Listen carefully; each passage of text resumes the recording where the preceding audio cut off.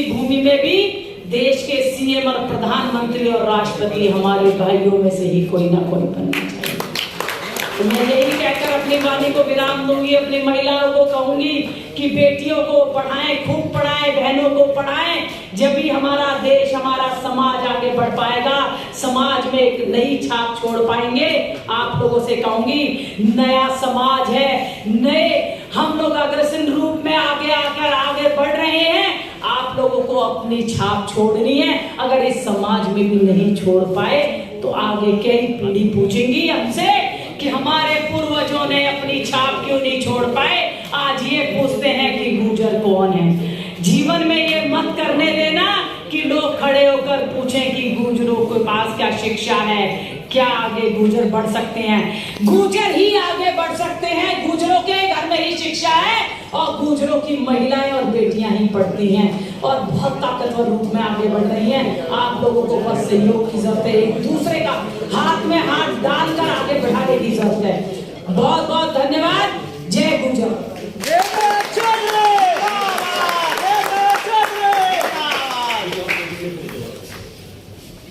के प्रतिष्ठित लोगों का बहुत बहुत सिर झुकाकर अभिनंदन करती हूँ। इस मंच पर विराजमान, आवाज धीमे है, मैं थोड़ा ज्यादा बोलना, जोर से बोलना पड़ रहा है।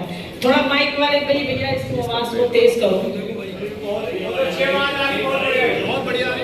अच्छा, अच्छी आवाज आ रही है, ठीक है।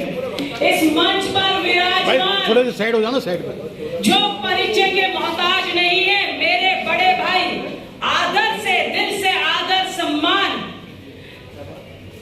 पाटिल जी का बहुत बहुत, उन्होंने समाज को, उनके परिवार ने समाज के लिए बहुत बलिदान दिए हैं, योगदान दिए हैं। सिर्फ झुकाकर नमन करती हूँ उस दिल्ली की भूमि पर। आपका बहुत बहुत स्वागत है भाई साहब।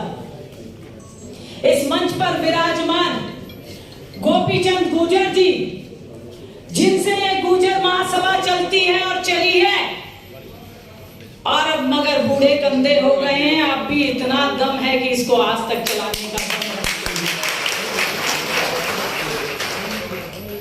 है। इस मंच पर विराजमान अच्छे वक्ता, एक दूसरे को साथ लेते हुए गुर्जर समाज को आगे बढ़ाते हुए और हर एक मंत्रालय में हर एक जगह पहचान रखने वाले और इस समाज को आगे और इस गुर्जर महासभा को दोबारा प्राण प्रतिष्ठा करवाने वाले बच्चू सिंह गुर्जर जी का दिल्ली की भूमि में सर झुकाकर नमन करकर स्वागत करती हूँ कि आप यहाँ पर आए और आपने इस सभा को, मेरे सारे सम्मानित भाई जो मंच पर बैठे हैं, आपने इस सभा को चार चांद लगाए और सम्मान से भी ज्यादा सम्मानित मेरे भाई, मेरे बड़े बुजुर्ग, मेरी माताएं सामने जो बैठे हुए हैं उनको नमन करती हूं।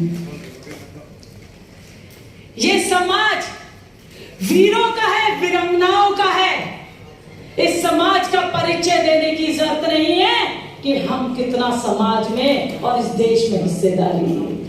हमारे पूर्वजों ने इस समाज में बहुत बलिदान दिया है, इस समाज के लिए, इस देश के लिए बलिदान दिया है हमारे पूर्वजों ने, और इस देश में बहुत ही महत्वपूर्ण भूमिका निभाई है।